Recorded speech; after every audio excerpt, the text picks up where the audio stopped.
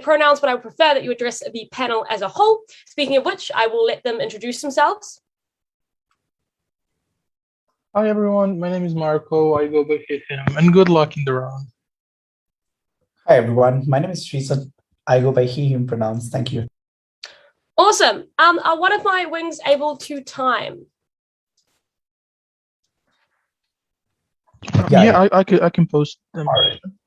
Oh, I've never had two wings both want to do it. That's awesome. You take your pick. Either one of you. You can rotate if you really both want to. But speakers, one of them will put 1 minute, 6 minutes, 7 minutes, and 7:15 in the chat. Please only ask POIs between the 1st and 6th minute. Please state your POI preference and please respect each other's POI preferences, even if it's different from your own or something that you're used to. Can we please go through each speaker, and if you can give me your speaking order and your preferred pronouns if you have any, starting with OG. Hey, Ben, pronouns are they, them, speaking Prime Minister. Matt is speaking Deputy Prime Minister, and their pronouns are he, they. OO? Eve, I'm going first, he, him. Chris second, they, them, or he, him. I also regret to inform everyone that I am losing my voice, so I would appreciate some patience, especially with POIs and everything. Thanks. I feel your pain. I feel your pain. CG? Daniel speaking first, he, please. Jane speaking second, she. And CO? Paola will be speaking first, she, they, and Vladimir will be speaking second, she, her. Awesome. Are there any questions from any of the speakers? No. Given that, Wings, which one of you gets the lucky job of timing? Yeah. All right. No, you both said it. That's just too hard. All right. We're going to go with Surgeon. You're up. You're up. Marco, I'm so sorry. You don't get the incredibly amazing job of timing. Don't worry, though, Surgeon. We will judge you entirely and how you do it now that you had competition. Not at all. Cool. Given that, I welcome the Prime Minister to kickstart the final round of WUDC 2022. Here.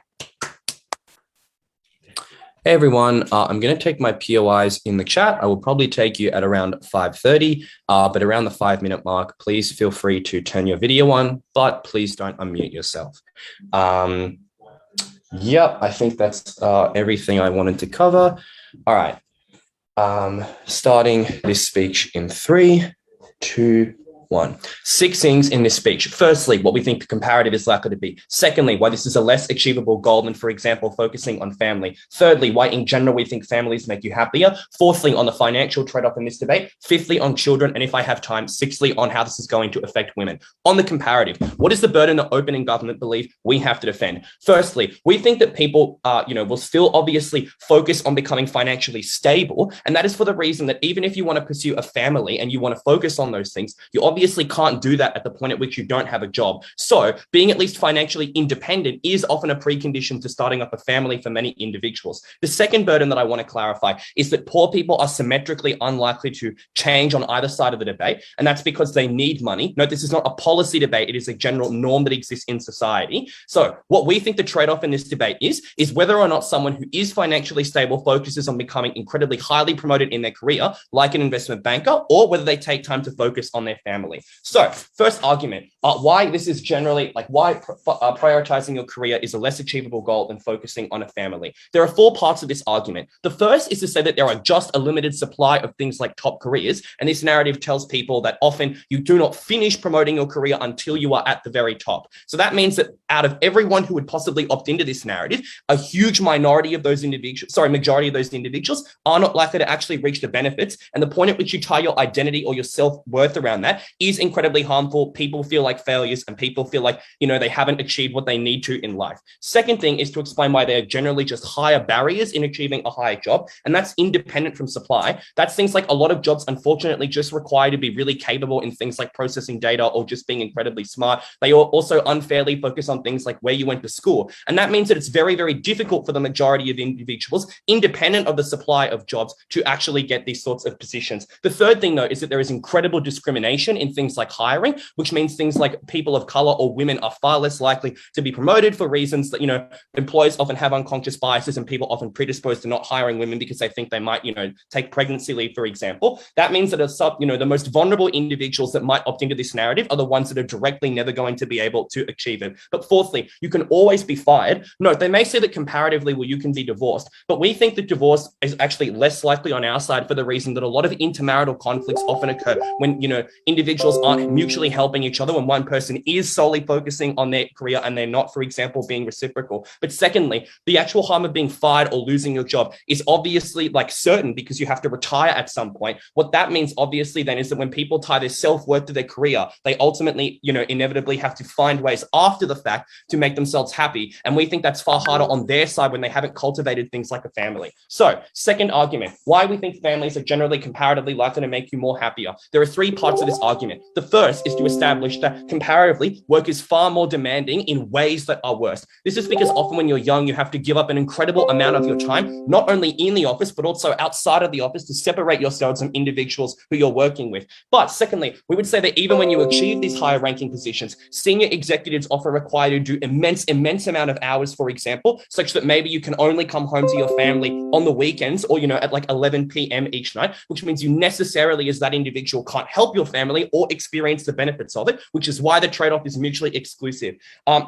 Thirdly, we would just say at the point at which you're prioritizing your career, because it takes up so much more time, you often also have to do things like not only sacrifice your family, but sacrifice things like friends and hobbies, which means this comparative is additionally worse for the opposition bench. The second part of this argument is to explain why when pursuing your family, you often have better support structures. And that's firstly, because individuals aren't directly competing against you for this position, which means people are more likely to be willing to help you when you experience difficulties. Secondly, when you encounter difficulties with your family, there's a huge amount of resources out there and things like the internet and things like conversations you can have with people or people who are older than you or your parents, because it's a set of experiences that most people share. But finally, people are often more willing to offer supports because we realize that this is an incredibly sympathetic thing and often a very noble and important thing that people are trying to do. The third part of this argument is to explain why this type of achievement is less meaningful. That's for the reason that you often have direct control over your kids, you're emotionally invested, you get to see them grow, and the actual relationship you get to have with them is far, far better. Comparatively, often jobs become, even if you like it initially when you enter the field, quite taxing, quite monogamous, especially because, as we explained, a lot of individuals don't get promoted until very, very late in their career, which means the nature of work is often static and unchanging in ways that are not particularly enjoyable. Before I move on,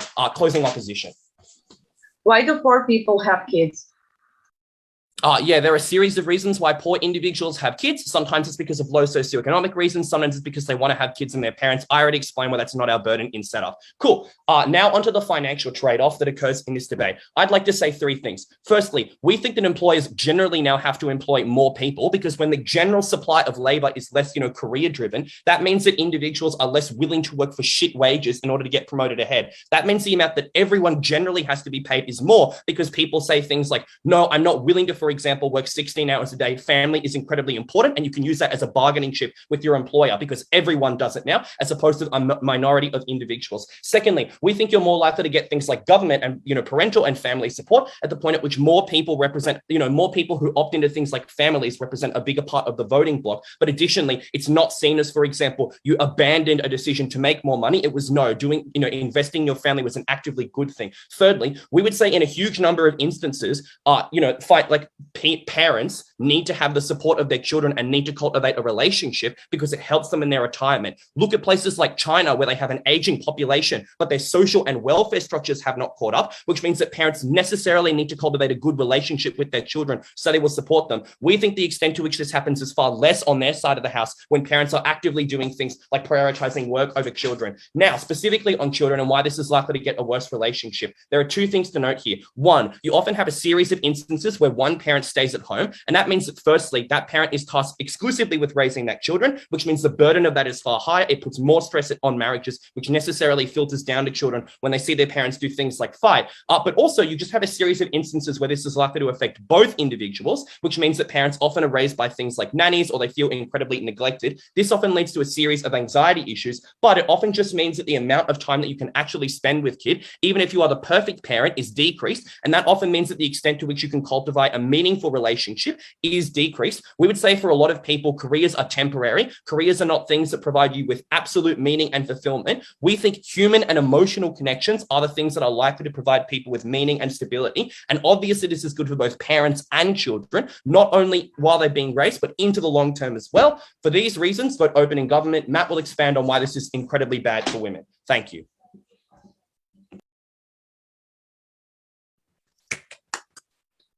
Thank the speaker very much for their speech. Can I confirm that my panelists are ready? Yeah, visual thumbs up, nods. Yeah, awesome. In which case, we welcome the Leader of Opposition to begin the opposition bench. Here.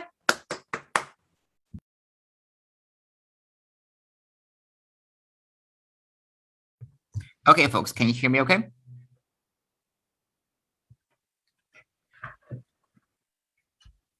Starting in 3, 2, 1, go.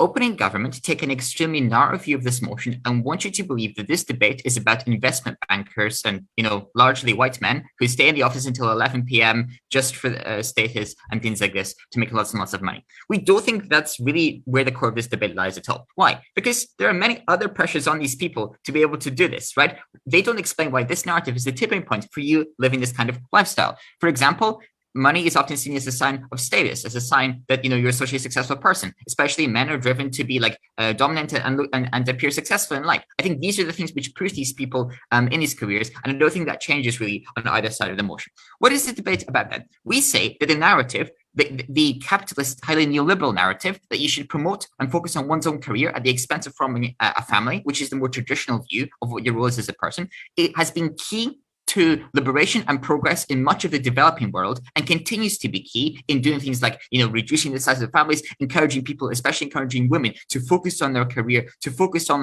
jobs which require much more effort put into them, like first achieving an education, for example. I think this is where the crux of the impacts in this debate really lies, and that's where we're going to win from opening opposition. Let's respond to their characterization then from opening government.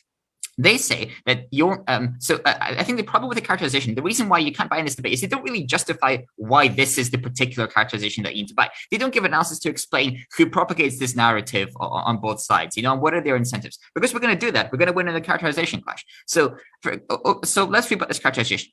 First point of rebuttal. OG say that, this is, you only achieve this happiness if you reach the top job in your whole field. And that's really hard for most people. But they don't explain why this is the narrative. We think it's in the incentives of your employer to give you continuous reward and motivation along the way. For example, if you deliver a good report and a client is satisfied, that's what gives you continuous fulfillment and happiness from just doing your job. If you get a minor promotion, again, there's a strong incentive of employers in the media who propagate this narrative to explain to you that this is a good thing, that you should feel fulfilled and happy along the way. So I think that's the more likely comparative there. I think people are just more fulfilled along the way on our side. Secondly, they say that, it encourages people to stay at work until 11 p.m., work weekends, never see the family. Again, I think this is a rather extreme characterization from their side. We think obviously if you're working until 11 p.m., there's going to be huge diminishing returns on how much that extra work actually affects your career success. And therefore, we don't think this is something which more people will actually be doing that much on their side.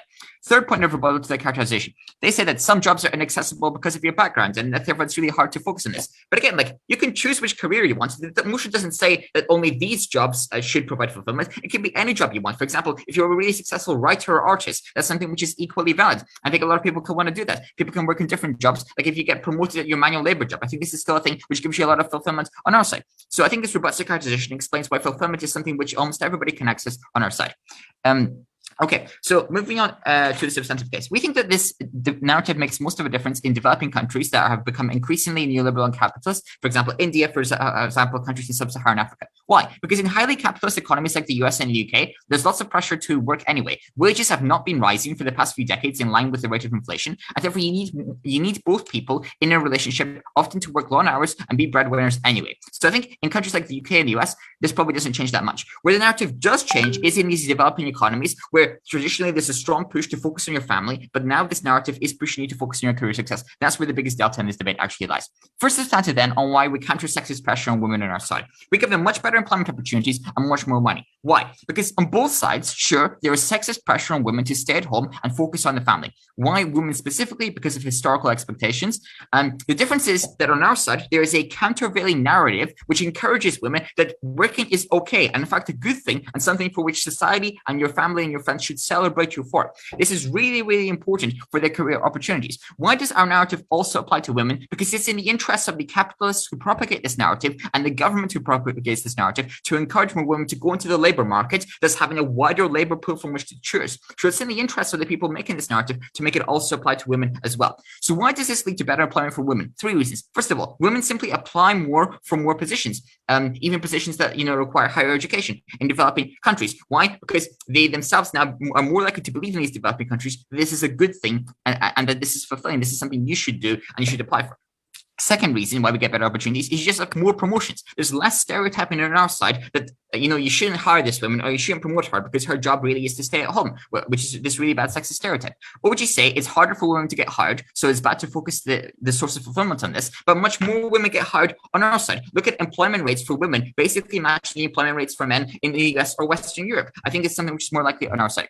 So third reason, I think our mechanisms just snowball. So if some more women get hired, this further breaks the stereotype and allows more women to get hired in the future as well. So for these 2 reasons, this motion directly leads to better employment opportunities on our side. What are the impacts of this? A few fold. First of all, more women simply have jobs, especially in developing countries where the employment rate for women is currently very low because of this counter-narrative narrative would change that. They also get better jobs, which means that they're more highly paid, they have more money, and we better close the pay gap on our side in every country, not just the developing world. Secondly, more women have access to more women have access to education because your family encourages you to pursue higher education, to stay in school, because they see your future work prospects as being really important to your fulfillment, rather than just there's no point in sending our daughters to school or to university because they will just raise a family in the future anyway. Before I go on PR from closing, please. Yeah, for a lot of women, they can't work because of the societal pressure that you lay out. Doesn't this just lead to them being incredibly unfulfilled and with no men to support them? Look, we explain why this narrative is so crucial to changing those harmful norms in the first place. We think, like capitalists are a really powerful group to be able to break these stereotypes, and it's in their incentive to encourage women into the labor market. I think that's exactly what's propagating this narrative in these developing nascently capitalist economies, and that's what happens on our side. Okay, third point of weighing, and this is really important. Money is a prerequisite to be able to access other sources of fulfillment. For example, to be able to afford to send your kids to a good school. For example, being able to afford to leave a bad relationship in which you're hugely abused. If you're a woman, for example, you can do that better on our side at the point where you're more likely to have a job which allows you to financially support yourselves. Therefore, this is a really important point in this debate because it applies to many people, also very vulnerable people, and we help them on our side. Second point, which I'm going to run through very quickly. Why there's more productivity on our side and why this is good for the society and for the individual. This is very intuitive. People work longer hours on our side, but we say this is a good thing. This means more doctor's appointments in developing countries. This means teachers working longer hours to give extra feedback on their kids' schoolwork, therefore improving their education. This has a few consequences. First of all, just a better quality of life for people at the point where more of them can access doctor's appointments, more of them have better education on our side. But secondly, more taxes paid to the government because more people working longer hours and generating larger GDP means you have more tax money with which to fund public services, which is a really important impact on your quality of life. Look, we have more productivity in society, which is a good thing, and also we especially help women. For that reason, oppose. Thanks.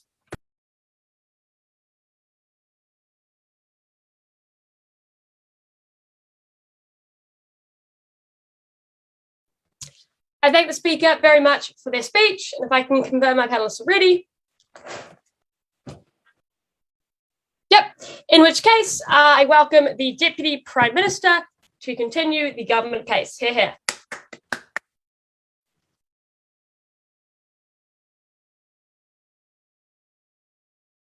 Hey, we're working off a really tiny desk, so if no one in the debate minds, I might just take 15 seconds to get myself organized.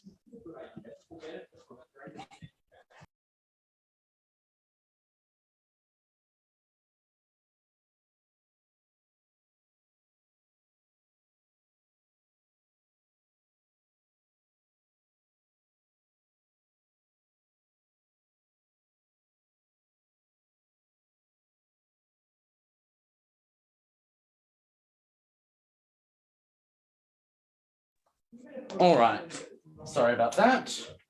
I will take my POIs in the chat, chuck them in whenever you're ready.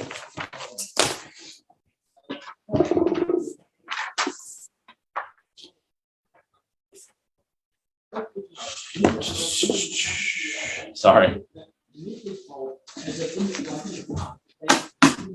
Just a flag. Right. Sorry. Sorry, just the flag. There's I can hear noise in the background.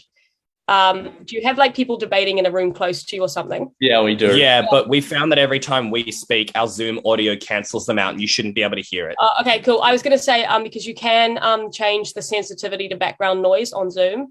How do I do that? Sorry. It's really good. I think you go into the arrow on the audio settings and you click audio settings. Yeah. And there is Suppress background noise, put like medium or something. Medium. Yeah. See, so it goes suppress background noise, it goes auto, low, medium, or high. I would try high, to be fair. Okay. Just let us know if you can't hear us. The high one requires us to download something. Okay, no, do medium. Yeah, thanks for that.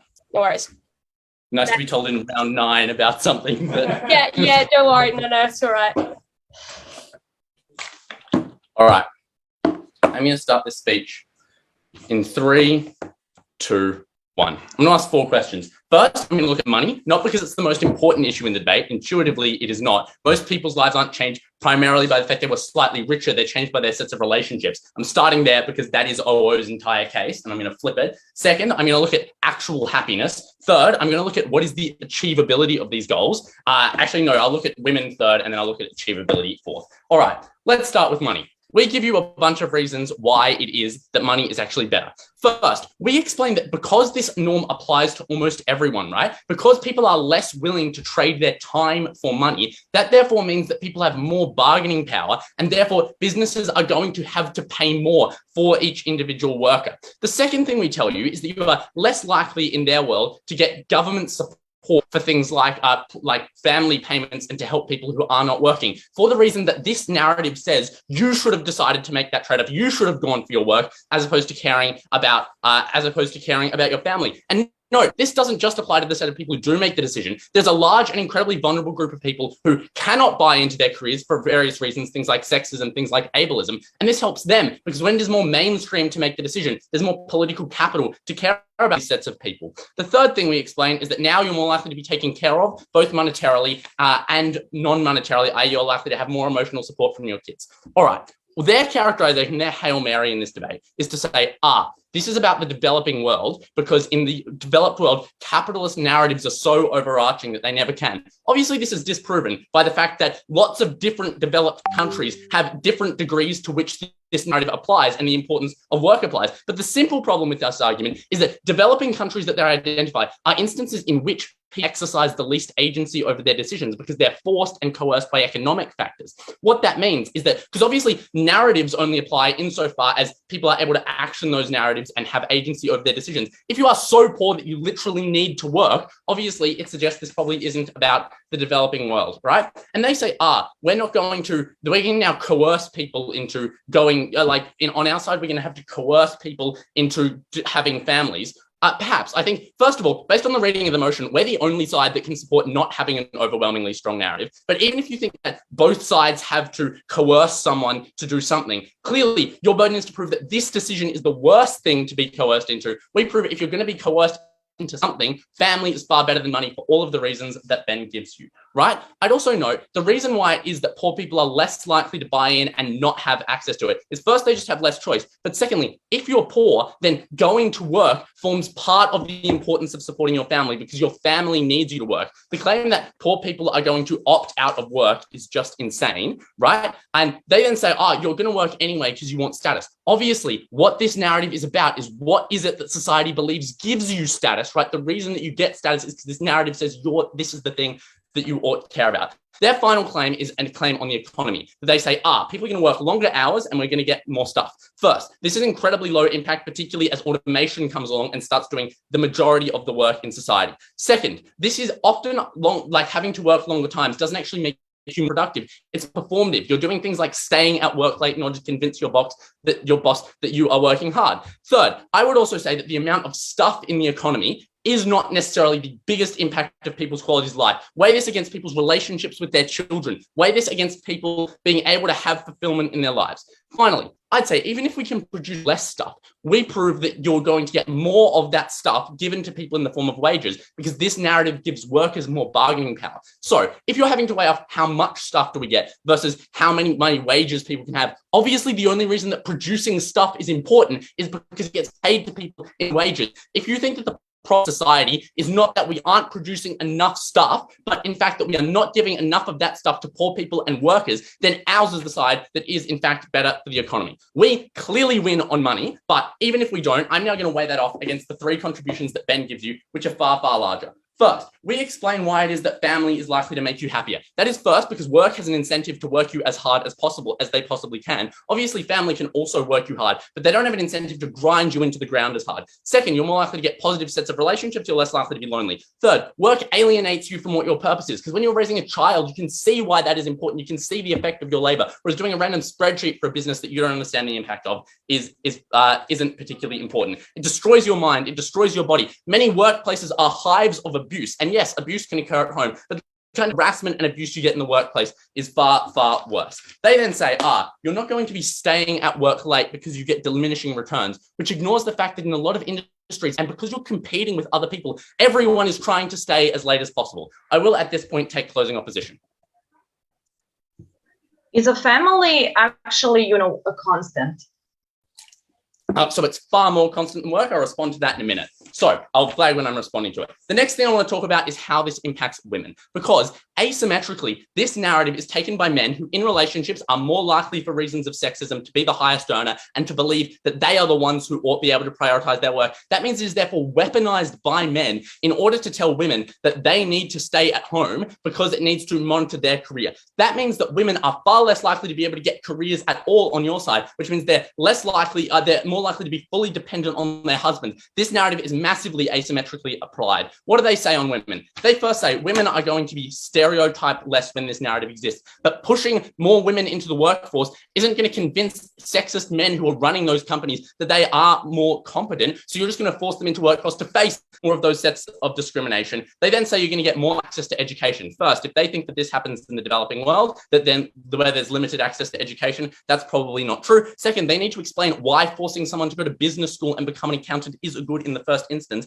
And third, I note this is probably also happening earlier. There are other incentives to education, for instance, social prestige. So we clearly win on their women metric. We also win on the unresponded to children metric, which is to say that people have a worse relationship with their children. That is incredibly important for the reason that the way you're raised in childhood goes on to affect like your emotional health and the rest of your life. The final contribution that you get from opening government is that we explain if we're going to glorify one kind of goal, it should be a goal that people can actually achieve. And this is when I respond to closing opposition's POI, because work is far more likely to be taken away from you than a job. First, at some point, it's necessarily going to be taken away from you because you're going to retire, and therefore we shouldn't put all of your self-image into something that you're going to lose. But secondly, you're more likely to get fired. Yes, divorce happens, but obviously divorce is far less likely than instant people getting fired, and it's much less likely on our side for the reason that people are spending more time on their families, so they're less likely to get divorced. We also give you a lot of reasons why it is that there's a limited supply. People aren't likely to be able to achieve their career. For instance, sexism. They say you can pick another field. Yeah, obviously, but all of the fields are. Obviously, people wouldn't be discriminated against if they could just opt out. At the end of this, you probably can't achieve that goal anyway. So it's not clear why we should be putting people into it.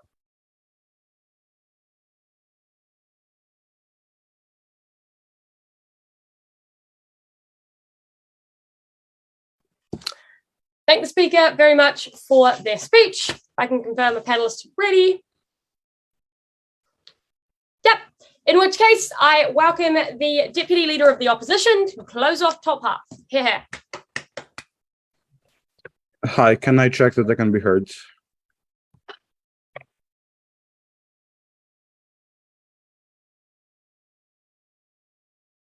Yeah, good.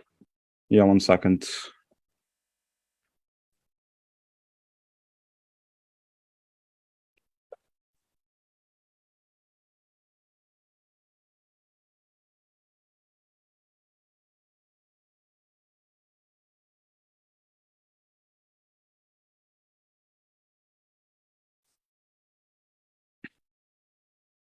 Sorry, just a second, just arranging my notes.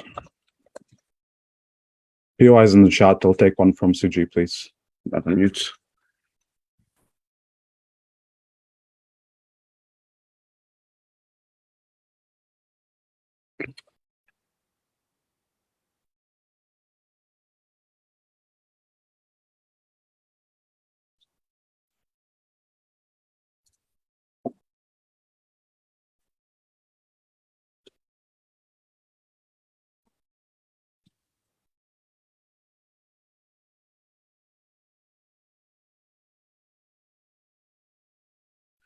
Starting my speech in 5, 4, 3, 2, 1. I want to do 4 things in this speech. First of all, I want to make our frame very clear and explain why opening government cannot beat it. I will secondly explain why their case is wrong and go through their points and disprove them. I will thirdly explain why women are much more able to now set realistic goals as well as everybody else in the workplace and deal with the OG assertion there. And I will finally explain why workplace culture becomes better and far more accepting.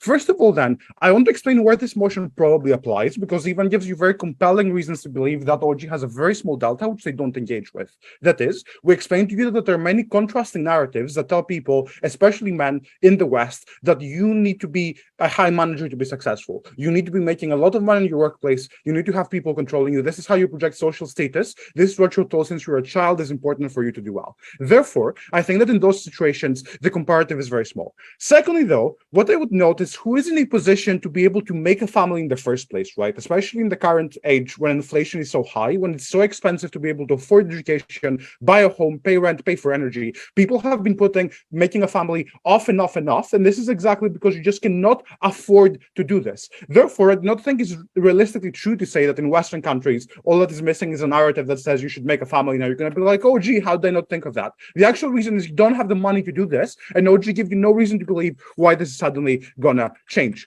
What I think this means then is that this motion applies to a very narrow subset of people, right? Because the people who are already old, who are already over the age of 40 and already have a family are not in a position to form a family. And I want to note that the motion is about forming a family, not focusing on it. And therefore, OG cannot say it applies to them. But secondly, the people who are younger than that are ones who need to be making their money and pushing ahead with their careers to be able to afford to even buy a house before even considering if you can have children, to make sure that you have the financial sustainability to be able to retire. What I think this means then is that where the margins do apply are in the countries where between the two. Where is this true? I think this has to do with the narrative of the breadwinner, right? Like, especially in the developing world, unlike many Western countries, it is the case that it has so far been the norm that you have the husband be the breadwinner of the family, and it has traditionally been the role of the woman to be the wife, to be the one raising the kids, and to be able to stay at home. The economy is structured around this in such a way that this does remain affordable through communal support, and therefore it's not the case that there is currently a compelling mandatory reason for women to work. And I think what this means is that there are compelling traditionalist narratives from within your own family, for example, telling you that you ought to be forming a family. What I think this motion means then is that we're uniquely able to break through this, as Ivan explains, through things like media, through things like Western corporations, through things like employment pushes, where you realize that women, who by the way form half of the population, can be valuable to the workforce and ought to be employed. And Ivan explains to you the benefits of this, both their quality of life, their ability to form families, as well as the ability to break away from those oppressive traditional structures, and therefore we cleanly take this debate. The next thing I want to do then is I want to respond to the here's you hear from OG, and I'll broadly just group these because they tend to be the same. First of all, in terms of reconstruction for the very few and insufficient responses we get to Ivan, the first thing we're told is that the narrative to work hard applies anyway. Like, OG just don't explain why that's the case. Ivan gives you reasons why this is unique in some cultures, and I explain to you why in places like India, for example, women just don't have a priori reason to work unless they're incentivized to do so. Secondly, OG say that people don't have choices over their lives in developing countries. One, this is untrue, right? Like, the trend of liberalization in many of those places means you do have an increasing degree of choice. But secondly, even if OG is right, you don't have an individual choice. On our side, when we're able to persuade families themselves that women have the right to seek work, it means that the people controlling you have more of an incentive to let you access this benefit in the first place, and therefore I think this response is not sufficient. OG didn't say that the economy isn't important because of automation in relationships. 3 responses here. First of all, economic well-being is logically prior to other forms of happiness, right? I'm not sure how you can raise a family without money to pay for the well-being, to pay for school, to take care of your child. Secondly, relationships become far more strained on their side, and and better on our side. The reason for this is that when you're only in a relationship, not because you chose to do so after you've had a career, but because of things like arranged marriages or the fact that you're told you have to marry at age 18 or 20 very often, means that it's not clear why you're able to derive this happiness when this is often arranged for you by factors extraneous to you, as OG concedes when they say you don't have much autonomy. But also, thirdly, automation is far off from being as domineering, especially for the service sector and especially for a big part of the world. So I don't think OG can claim this is true. Next up, OG say that the work is bad because your boss is going to drive you into the ground. First of all, I don't think that your boss has an incentive to do this, right? As in, they might push you for a bit, but they want to retain you, and they want you to continue being employed by them to make the money. But secondly, I think the reason families are far worse here is because you're able to segment your work from your family time, right? As in, you go to work for 8 hours a day, you clock out, you often have policies that, like, your boss cannot call you at home. The difference is you are expected as a mother to be available for your husband and your family and your children 24 hours a day. And this is a much more pernicious harm, which you're not able to opt out of, and therefore are able to take it there. Next thing OG says is that there's going to be less money because people are less willing to work for bad wages. This is only true because there's competition between companies. What happens on their side is that Ivan explains to you that the economy becomes less productive. What this means is that wages go down because there are fewer goods produced, the prices for those goods go up, and therefore it does not mean that you're not able to acquire more wages, but other things are more expensive for everyone. Therefore, I flip OG on that. In terms of families making people happier, I think I explained why this is not true in most cases. I think OG had a burden to show why you cannot access it later in life on our side as well. Finally, then, I want to get onto my substantive in terms of why we're now able to essentially have better conditions for women in the workplace. Quickly, CG. CG? Yeah, so companies in your side have a choice. They can either increase productivity by trying to beat age-old norms of sexism or by working their male workers harder. Why wouldn't they pick the latter? It's obvious. I mean, I think the reason is that there is diminishing returns in how much you can push someone, as in I think it's far more productive to be able to get a brand new worker who would not be employed otherwise, right? You just literally double the workforce. This increases supply, therefore this is presumably good for companies. Now, why are women far better able to advance on our side, as Ivan explains to you? I think there are a few reasons to say here. First of all, I want to take out the OG claim that you said unrealistic goals. The thing I want to note is that we are aware of our own limitations, right? As in, when I go into a new job, I do not say I'm going to become the CEO and become sad when this doesn't happen, right? Both myself, my boss, and the people around me help set realistic expectations, and exactly because I don't want to be disappointed, I probably don't set a high bar, but rather I do this incrementally, and therefore I'm likely to be happy at work. Therefore, I do not think OG stand when they say most people aren't able to access jobs. I think that this is just assertive. Also note that if you're not able to progress in one company, you can just switch companies. You probably cannot do this with a family. The reason women are more successful on our side then is that both other men in their workplace and their family at home is more likely to support them in their choice to seek education, to go to work in the first place, while on their side they're likely to be shunned and discriminated against even more. Look, we explained to you how we're able to liberate half the population in many of the most vulnerable countries. OG and the Gulf teams have a very small delta in the Western world, and we explained to you how we're able to accrue unique benefits in terms of increasing wages for women and their families. And for all these reasons, I'm very proud to oppose.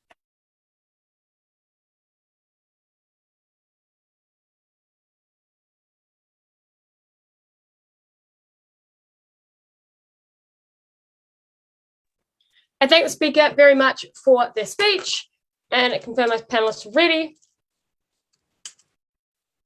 Cool. In which case, I turn to the closing half and welcome the member of government. Here. Okay. I will start in 3, 2, 1.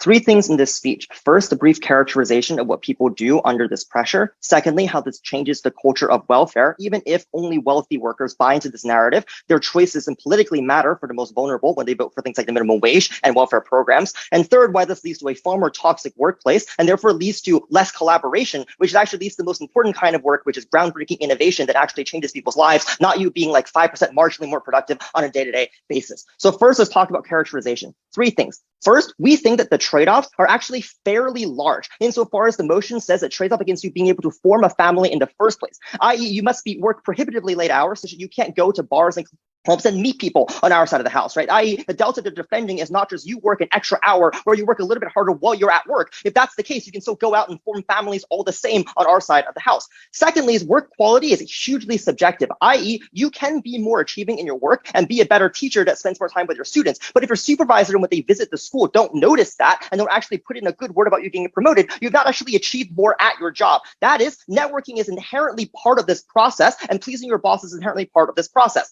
Third is promotions and achievements is fairly relative compared to your peers, i.e., if you have 1,000 financial analysts working in the place, it doesn't matter how each one individually is performing, it's how they perform relative to the rest of the group. That is, the best of the pack gets promoted. So there's a lot more competition on our side of the house. So next, I want to talk about how this leads to, how this hurts the culture of welfare. The overarching question we want to ask is, the billionaires in France and Germany are just as wealthy as the billionaires in the United States. They have equal financial incentive to oppose higher taxes and welfare programs. Yet they are much more favorable towards welfare programs in France and Germany than they are in the United States. That is because of the culture and their belief about whether or not their wealth is due to hard work or because of luck. Why is it that they're far more likely to oppose welfare programs on their side of the house? First, these individuals who have climbed the top of their career ladder, who have sacrificed their golden years of their 20s and 30s, not going clubbing with their friends, but staying late at their office, pleasing their bosses, probably hating their guts for it, feel like they've suffered. And that people who have failed at their jobs and who need welfare are simply worse than them because they did not suffer. They actually hate these individuals because they feel like they've given up the best 20 years of their life. And here is someone who is 40 and unemployed because they failed to want to make the same suffering that they go through. And I think suffering is a huge motivator and resentment for how people make their choices, i.e., one of the largest barriers in America to having fair immigration policy are legal immigrants who feel like they've suffered for their experience of immigrating to America. Therefore, you should not have illegal immigrants who haven't suffered as much as they do acquire the same benefits as easily. So I think this is huge. Secondly, people are more likely to feel like they got their wealth because of their hard work, because they've literally put in more hours. Because that's literally what their bosses are telling them now, i.e., you will get promoted if you work harder. Why do we think this is extremely important on an impact level?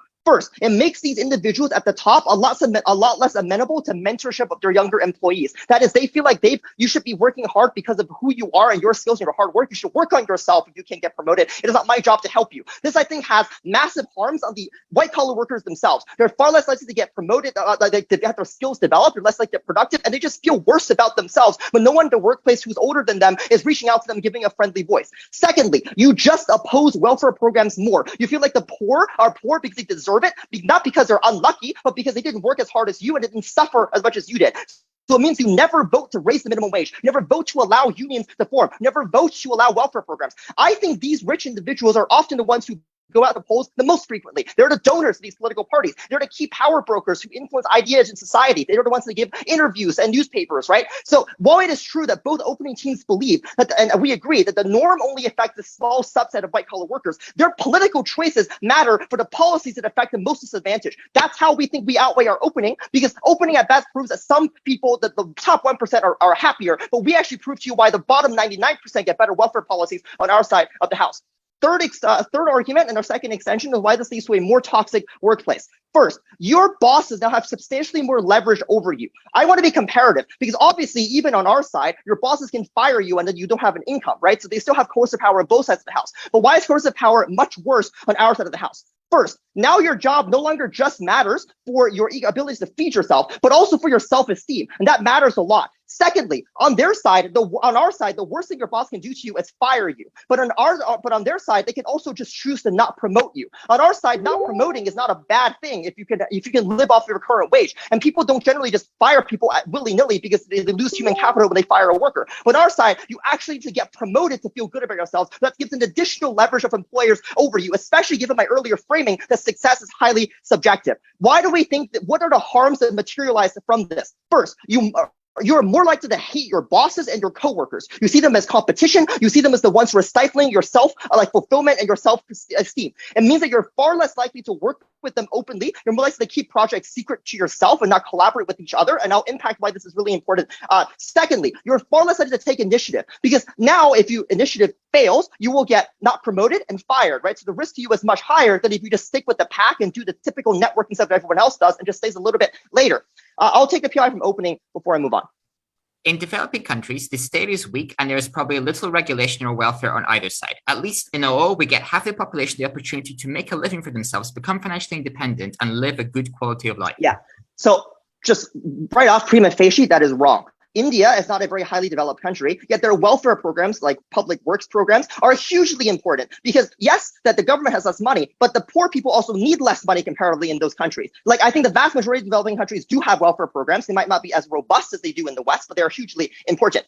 The third thing that we think happens in the workplace, you have more strict surveillance. That is, employers have an incentive to want to measure your output much more clearly. And so you get much more surveillance, like programs on a computer that measures like what keys you're typing, what exactly work you're doing. Why do we think this is the most important impact in the round? Because if you don't collaborate, and i.e. the most important work that is done is through collaboration, because individuals can only be so smart, you don't get the groundbreaking innovation that actually means you invent cures for cancer for millions of people, rather than the doctor working a little bit harder and sees 2 extra patients. So obviously we outweigh our opening on that regard. Lastly, I want to talk about rebuttal to OO, specifically other points about women.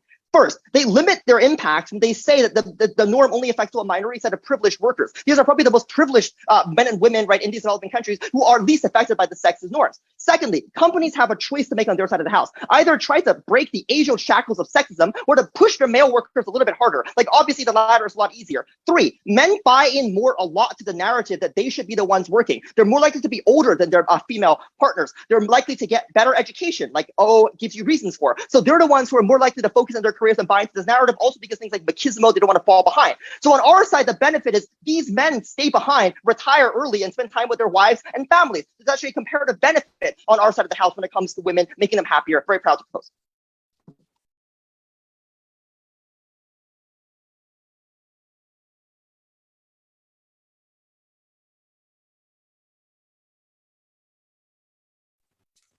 I thank the speaker very much for their speech.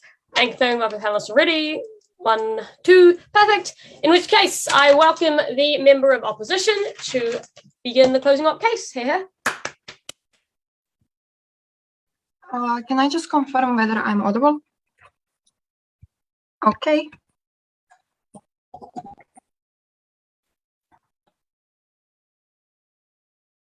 POI is in the chat exclusively, please. Starting my speech in 3, 2, 1. 3 pieces of framing, then 2 extensions. Firstly, know that the debates about narratives are very specific because narratives are not rules. They are coexisting with other competing narratives. Know that this narrative on our side of the house serves as mediator to already existing societal narrative that family is your ultimate pursuit of happiness, that you should have legacy, that you should have extension of yourself, someone who will love you undeniably, someone who is going to be extension of your genome and all of these kind of things, meaning that a priori people have incentive to have children, but this narrative, what it does, it stops them from opting into this irrationally, meaning that family should come secondary to you becoming financially stable. And this is something that opening government tries to co-opt, but unsuccessfully, because opening government says, this debate is only about, already financially stable individuals because, you need financial stability for family. But note that before poor people had families, irrespective of them not being able to support them, because the existing narratives about why, kids are so important to you, are that they are your self-actualization, are so powerful, meaning that, no matter, how poor we are, if we love each other, it's all going to be fine. Meaning that this narrative on our side of the house is a good thing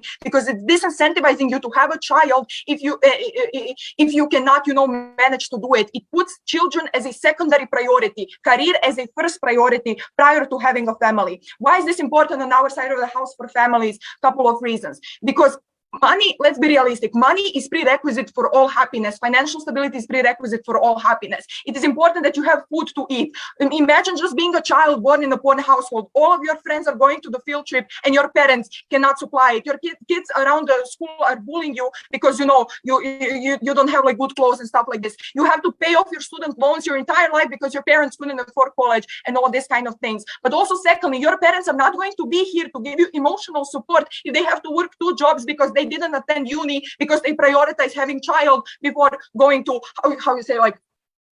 going to uni and stuff like this. Thirdly, also emotional factor. Parents very often tend to resent their child when they, reach middle ages. Like, I have given you everything. I have, taken my career. I could have been a lawyer right now, and I'm working this, shitty job because I provided everything to you. Third piece of framework, know that this is societal norm, as you know, PM explicitly says, then it has spillover in other areas of society as well. How we approach education, how we approach, how do you say, like interpersonal relationships, and how do we approach conversation? Like that means that, you know, like my parents are not going to nag me to, you know, give them grandchildren. I can just say, you know what, like, grandma, shut up, I'm in college, leave me alone, and, you know, all these kinds of things, right?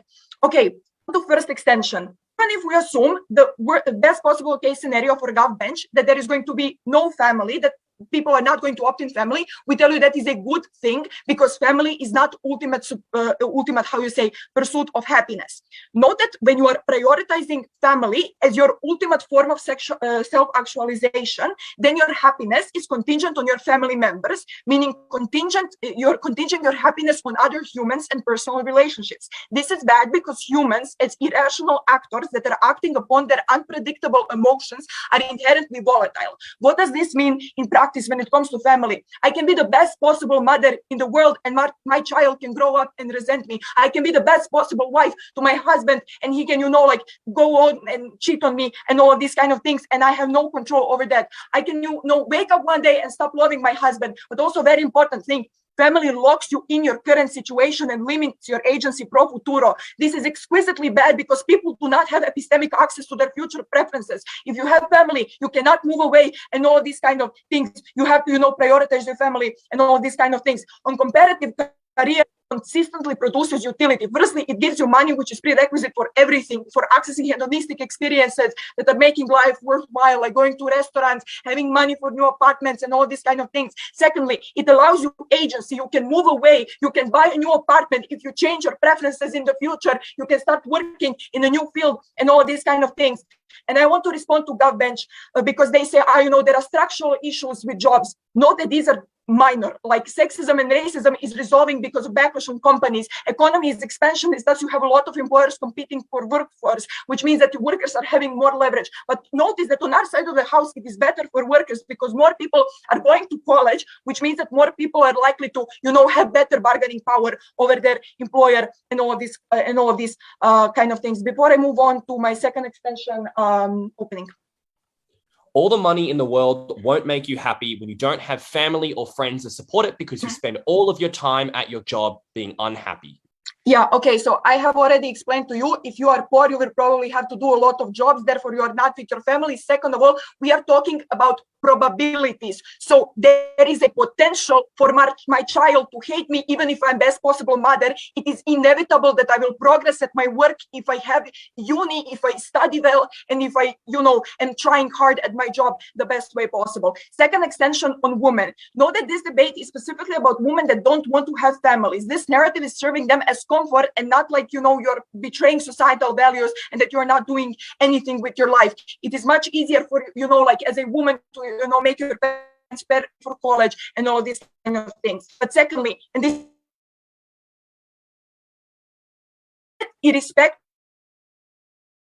doing when talking about women are inherently disproportionately harmed when pursuing family. Thus, it is illegitimate. So this narrative is going to be disproportionately harmful on them. Why is this so? And why is this so? Okay, so firstly, women, when pursuing family, they have to sacrifice their bodily autonomy in absolute. You literally have to grow a human being inside of your internal organs. You literally might die from pregnancy. You are having, you know, vomiting all the time. Your teeth may fall out. All of these kind of things. Also, it strips you away from your agency of bodily autonomy completely because you cannot eat sushi, you can drink, you can smoke, all of these kind of things.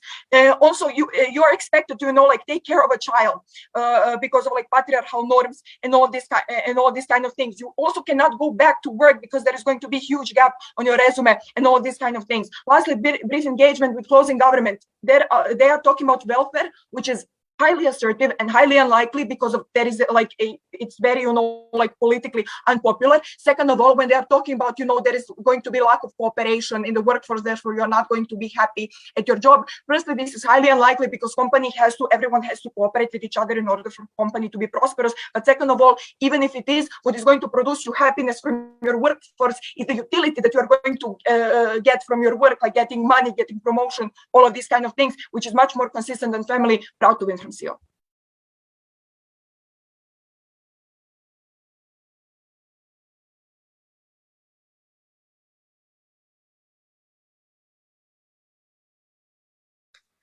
I thank the speaker very much for their speech, and I confirm my panelists are ready. Perfect. In which case, I welcome the government whip to close off the government bench. Here. Okay, awesome. Can everyone hear me?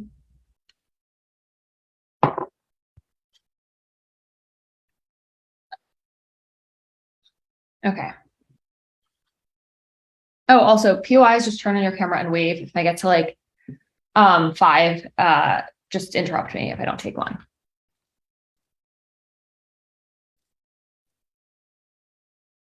Three, two, one. We tell you 2 things that get basically no response from CO, and I think they are quite important. First, we tell you why this is likely to lead to the rich massively opposing welfare. Note, I think Dan points out pretty clearly that it's not just about money and people aren't exclusively motivated by money, given that some places that do have billionaires still have high tax rates and some places do not. See France and Germany versus the US and UK.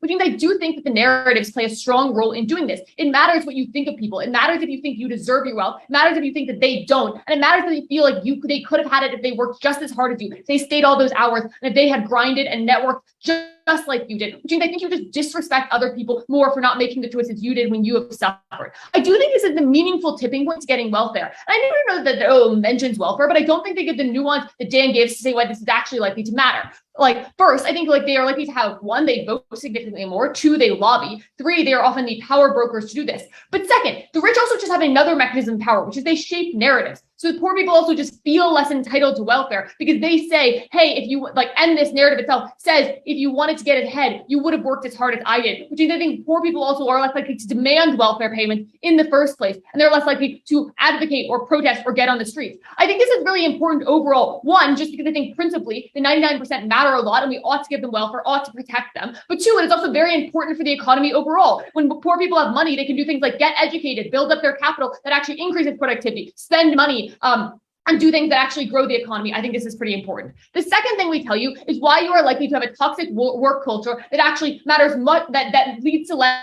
innovation, that matters much more than productivity. 1, you hate your life and you're spending massive amounts of time doing this. You hate your bosses. It means you don't want to work with them. You don't want to collaborate with coworkers and do these types of things. 2, you're more hierarchical because your boss has so much power over you. Most bosses just don't want to fire you because they put a lot of work into training you. So people just don't get fired that often, and a lot of people have job protection. But now they control whether or not you get promoted. So you're much more scared of them. You don't want to say anything bad. You don't want to suggest you could do something better because what if the boss says, well, I didn't think of that, so we're not doing it my way or the highway. They veto initiatives because they don't like you and they don't want to take over. If you're really successful, you might come and take their job. Free speech is less encouraged in this workplace. Note that this matters way more than productivity for innovation. Look, the internet developed because everyone cared about sharing their work rather than getting credit and promotions. Notably, how good you are at something is not actually what leads to career advancement. It is people giving you credit for it, getting the patents on it, like having people, your boss, believe that you did the good thing. So I don't think this actually matters, but I think freely sharing your work with neighbors and not worrying about credit because you aren't just trying to get ahead and you don't hate all your coworkers means you're more likely to do this. Most academic research is often very collaborative. You share research that leads to development and breakthroughs in medicine that they're not doing because they're after career promotion because most of these researchers have tenure already. I'm going to weigh this against productivity. 1, all teams already agree that the norm only affects a small minority of workers. So being productive doesn't matter that much. If you're working in a factory, I don't know how you can get more productive, really. Or if you're just serving customers at a food booth, how does productivity really matter? What it matters is for the innovators in society that are able to massively change things overall. I just don't think they properly weigh what this productivity increase actually matters because I'm not sure that working a little bit harder actually matters that much. Then let me talk about what CO and OG say. So I think CG says that you might hate your kids or resent them and therefore you did everything for family and that's really bad.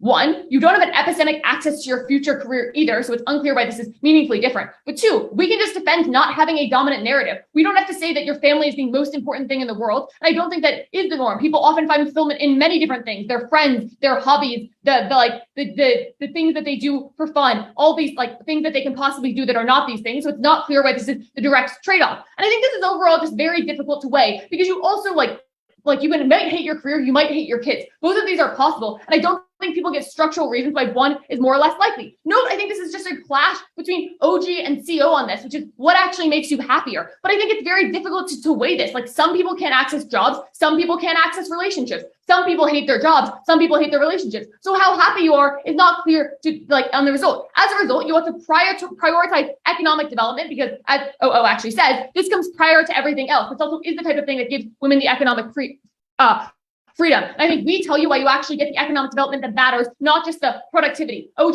vaguely mentions like burnout, but we don't really know how much this matters or why bosses wouldn't have an incentive to do this. Employing more people, but again, they don't impact this to anything meaningful, or like support for welfare, but they never say why this is the tipping point. As a result, I think we clearly are the ones that are weighing the productivity clash and how you actually get economic development.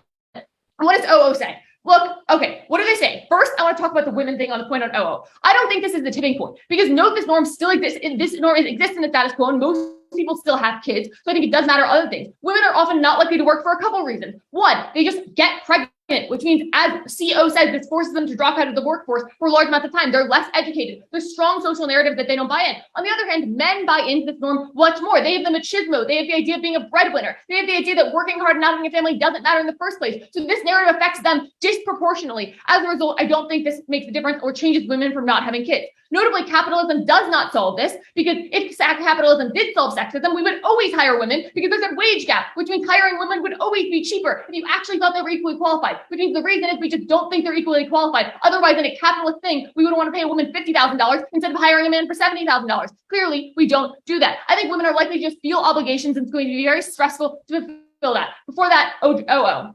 CG just asserted that this narrative only rewards individual achievements. If your job is collaborative, it is in your employer's incentive to create a culture which rewards collective success and encourages collaboration. So collaboration is a wash in this debate. It doesn't matter if people want to encourage collaboration when every individual person has an incentive not to collaborate. This is a game theory model of why you would say that even if it would be good if everyone worked together, they end up not doing that because they don't get credit. And so it doesn't matter if the world is successful. I want to talk about what happens then to women. I think men support women substantially less, because women still get pregnant and have to breastfeed, and they're likely to do these things. Now men just don't help out women at all because their career is not seen as fulfilling. It means not taking paternity leave when women are required medically to take maternity leave. No, this is a massive cause of sexism, because fearing women getting pregnant and then leaving the workforce for a year is a reason we don't hire women in the first place, which means I think if men started taking paternity leave much more, we would actually solve a lot of the sexism against women, because people wouldn't think, oh, this woman who is in her 30s might get pregnant in the next 5 years. Why should I train her, or why should I give her the important projects? I think this is bad. I think they say, CEO says women don't want families, it's bad to get pregnant. Working also takes away your autonomy, your boss can stop. Women can get pregnant either way, so I don't think this really matters. As a result, I think you're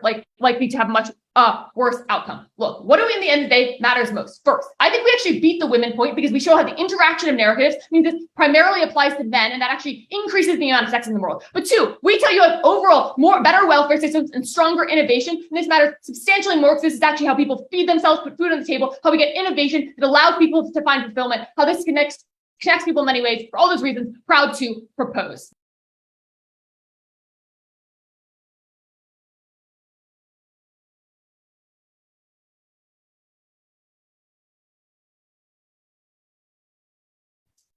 I thank the speaker very much for their speech. And if I can confirm, my panelists are ready. Yep. In which case, I welcome the opposition whip to close off the closing op case, the op bench, this debate as a whole, and indeed all in rounds for all these speakers for Belgrade WUDC 2022. Here. All right, just to check, am I audible? Perfect. I'm not seeing the chat, but opening will take you after 5. Okay. Starting my speech in 3, 2, 1. Starting with CG, because I believe it's easiest. I think that a lot of their case, not only that it's contradicting themselves, but also it is, a bit far-fetched. In the terms of how you will be treated at work, this is something that where the incentives of the companies are really messed up. But also like the idea of the families, etc. They say, oh, you cannot go to bars and meet someone, but then they say, oh, you need a lot of networking, you need a lot of people, all of that. Also, obviously, all of these people went to school, went to the universities. You have some sort of capacities, you have some sort of social cycle in the terms of how can you achieve other things. Additionally, they say, oh, you will have all of these rich people lobbying for less welfare. I don't know where rich people make 100% or at least vast majority of people in the whole country. Also, I would say by their own analysis, the ideas about the bargaining power, how the bosses have incentive, I don't know, to keep you middle class and all of that, I would posit that, you still have a lot of people still being middle class and still needing these sorts of benefits and the welfare and all of those kinds of things as happening. Also note what is the prerequisite for you to, give welfare system. That's probably none of the parents working for the child and then giving the help. I think it's kind of like conceded in the whole debate that essentially men will be working and you have, the biggest impact then on what's happening with women or is not happening to women. So I'm not sure why these women or generally families with that one man inside of that family working will be the ones that will get welfare in the first place. But also in the terms of generally cooperation, productivity, etc., just clearing out the incentives and how this works. Companies are competing against other companies, so they work as a unity. You have teams generally cooperating with each other, generally ideas of communication, engaging with ideas, brainstorming the ideas. All of these things are crucial to the capitalism right now, so you have huge incentives as a company to generally actively encourage this kind of behavior. They say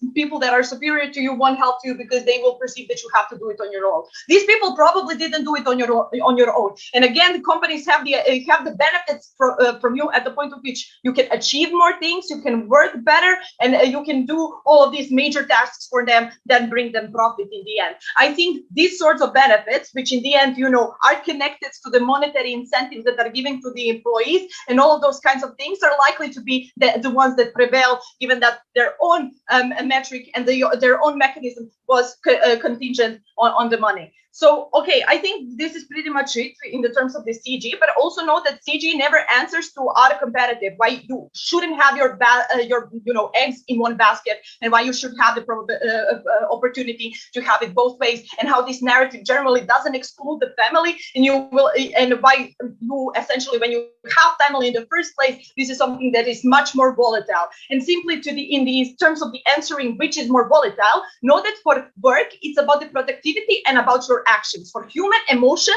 these are volatile. You cannot control them. You cannot control the experiences. If I try burek with, I don't know, cheese tomorrow and I like it, preferences and meat tomorrow on will be completely different person. These are the things that that's why it's better to prioritize career over the family in the first place. This means that, if you go to the good uni, you will probably get a good job. If you come to the job every day and do the work as you've been told, you probably will not get fired. This is how you make the calculus. You cannot have the same calculus, for getting this divorce or for the love of your life. Stop loving you. That's why we shouldn't prioritize the otherwise. Okay, so this is CG out of the debate. Now let's deal with the opening government.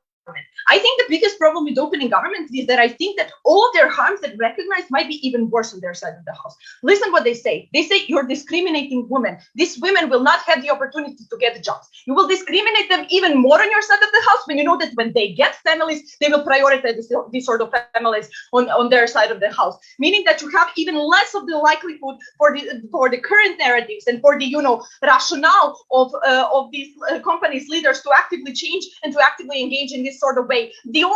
This kind of narrative, which involves our framing, and that is that you actively have university, you're actively competent, and then you're useful to the company itself, is a crucial response. How you have its additional probability that you will not be discriminated on their side of the house. They also say families making you happier. I'm not sure why can we have families on our side of the house, but I'm sure that sometimes on their side of the house it can be really fucked up. They do not give you the answer for what happens in that fucked up situation. What happens with that woman that essentially did prioritize its family, her child hates her, and her husband has a mistress, or essentially simply leaves home. At that particular moment, these are the most vulnerable people. These are the most desperate people. Only with the analysis, why work essentially is something that can grant you happiness, and with the analysis, why there is a higher probability to even have those sort of fuck-ups when you don't have stable careers, stable jobs, and all of those things that can only happen when you are focusing on that. We can actively have the best of both worlds, but also you can jump back into that. But before I go on, I will take opening government. your attempt to deny that this narrative actually exists on net and say it's just a countervailing force against other pro-family narrative doesn't work when across the world people are feeling increasingly lonely and are unable to enter relationships because capitalism chains them to their desks. Engage in the trade-off, please. Okay. So I think in the terms of people being lonely, etc., it's even worse on your side of the house because no one told them that it's okay to prioritize career. Your grandparents on your Sunday lunch together telling you, where is your wife? When will you have kids? And all of those things are much more intrusive at the point of which you don't have the agency to choose that your career is more important in the first place, meaning that these people are even more vulnerable on your side of the house.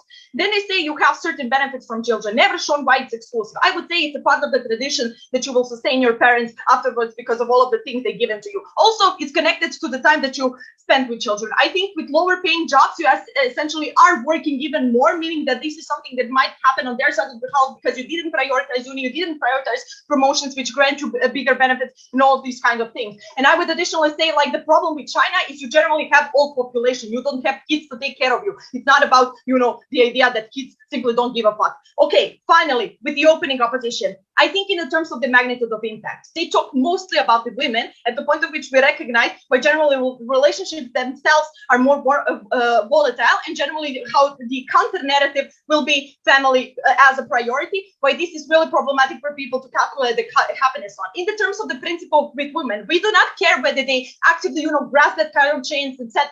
It's the idea of having the agency to choose in the first place, which you don't have in the status quo. That's why it's more important. And generally, structural reasoning why relationships are horrible are prerequisite for every single point of the happiness, etc. in the Gov benchmark stronger. Because of all of these things.